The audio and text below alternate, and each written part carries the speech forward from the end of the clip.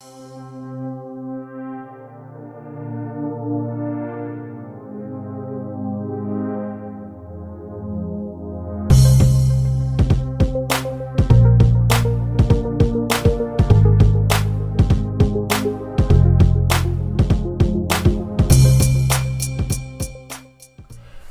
and welcome back to Redirecting.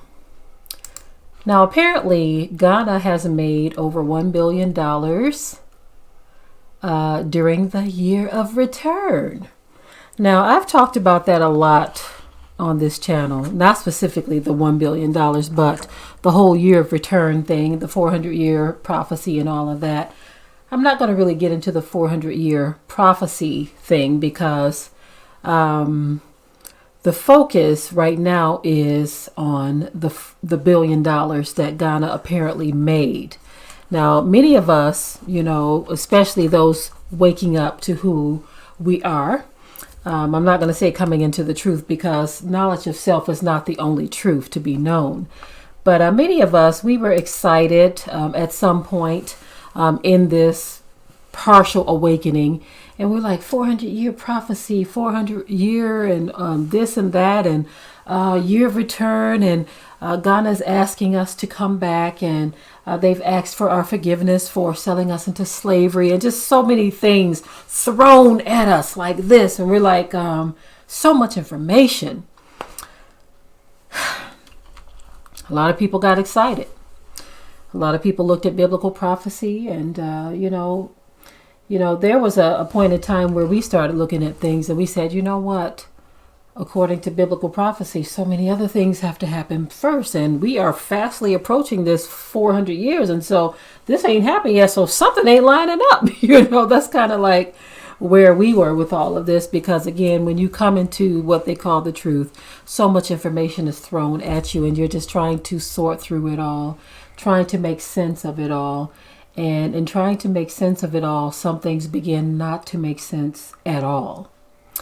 And so when I saw the article where it said, a number of you posted it on Facebook too, by the way, where they talked about Ghana making $1 billion, over $1 billion for this 400-year return hookup. I said, oh. So I think I would rather refer to it as, instead of the year of return, the year of visiting, because it was a vacation. It was an exploration vacation, because how many of those who actually went actually remained? So is it a return if you go back to where you came from? Now, I know some of you got over there and you've probably made the determination that you are going to go back and live for good.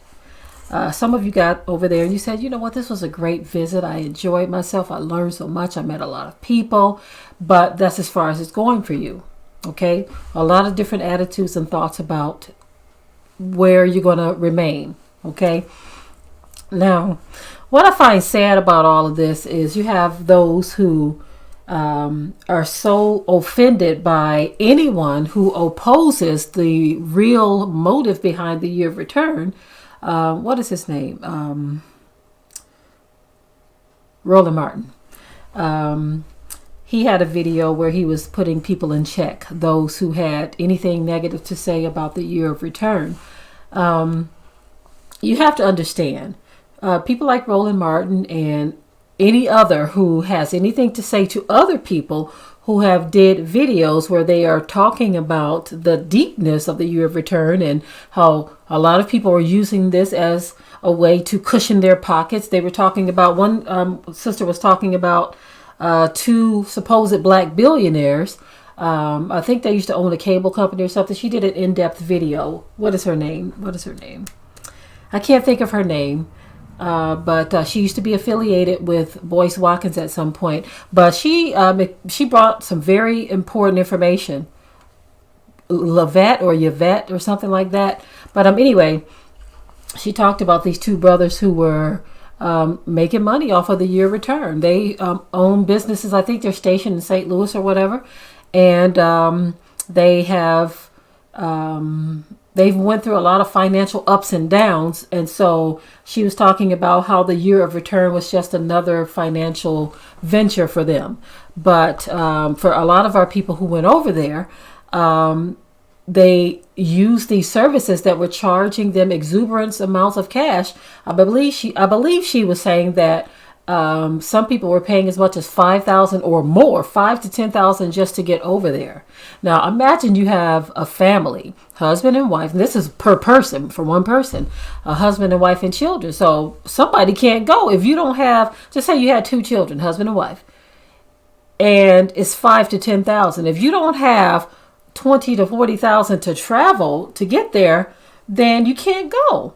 So how is this a year of return when you have to pay so much money just to go? Now, there were other individuals who chimed in. They said that they didn't go with a group. They went on their own. They paid just a couple of thousand or whatever. That's still a lot of money for someone who can't afford. But year of visiting is what it should have been called, not a year of return, because no one is returning there to stay in large numbers. A lot of people were pushing in the Hebrew Israelite community. They were pushing this as some type of, maybe this is how we're going to get back. We're supposed to go back to where we came from. The Bible prophesied this, and they're misusing scripture to say that it was prophesied that in 400 years we would go back from where we came. And I'm just wondering, how did that work out for those who believe that? Are you still here in the U.S. or did you make your way back there? And so when I hear that Ghana made over $1 billion off of the diaspora, I am not surprised.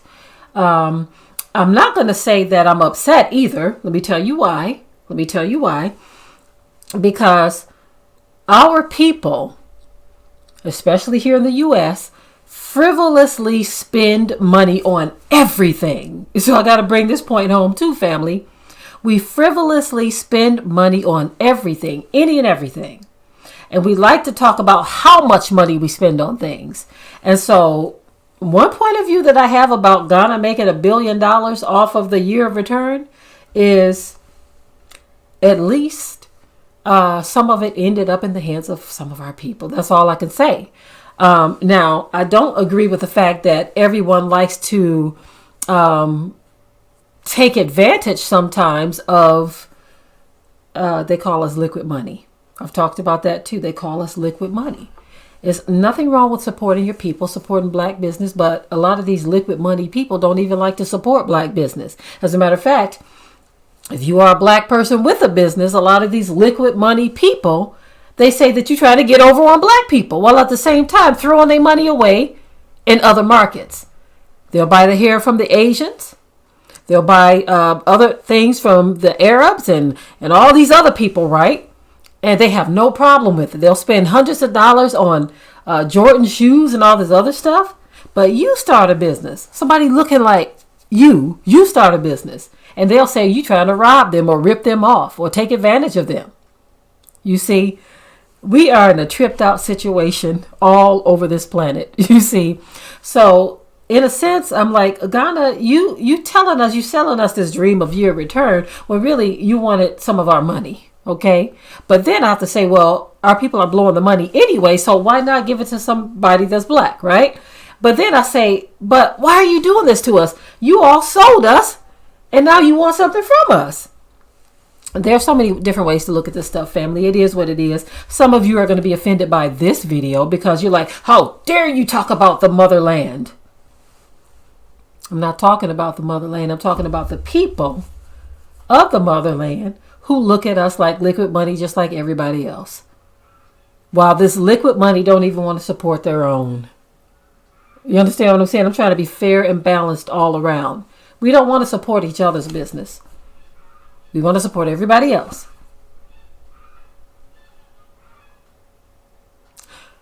I hear those geese out there kicking up some ruckus. And the mother that I am, I want to run over there and see about them. Make sure ain't no strange bird got in here. But they're pretty big. The noise has stopped. From time to time, we see hawks and falcons and buzzards. And I'm like, get away from here. Leave my babies alone. Okay. But anyway, back to the video. I'm almost done anyway. with this video. I just thought about this whole $1 billion thing that a lot of people are talking about, and how some people feel some kind of way about it. Some don't care. You get those who are always offended if you don't just scream and shout and jump for joy about anything coming out of Africa. You have to understand that we here in the diaspora too, we have feelings. We don't want to be taken advantage of either, you know. But at the same time, Ghana's like, hey, if y'all spending the money, we want some of it too. It's just a bold way to look at things, but it is what it is, family. It's a really tripped out way to look at things on how people view us all around the world. You have people in Africa looking over here trying to figure out how they can pull some of that money across the water. That was the whole thing that I was talking about with the former ambassador. She's no longer the ambassador. There's a white woman who they have appointed as the U.S. ambassador to for the AU. If I'm not mistaken, I meant to do a story on that. I saw an article. I don't know if she is still even in that position, but the former ambassador to the AU, when she gave her speech, a lot of people were so excited about the whole Wakanda village, but they didn't listen to what was being said when she was saying that they want the best of the best from the diaspora to come over there and do things. But they wanted all of us to contribute money, though. We want all of you to contribute the money, but only the best of the best to live there. And so that went over a lot of people's head. They didn't even put two and two together. They're telling you to send $120 a year. Now you get all these people send $120 a year. And you had some people actually believing and thinking that their $120 a year was going to get them a space in Wakanda Village. And I was trying to say, how's that going to work for you? Even in 10 years, if you gave your $120 a year, that's only $1,200. Okay, that's not going to even get you the plane ticket. Once you get there in Wakanda Village, do you think that the people who established all this can afford to bring millions of us over there and build houses for us and set up the infrastructure of everything and get us the clothing and all of the stuff that we're going to need to live and survive in that village?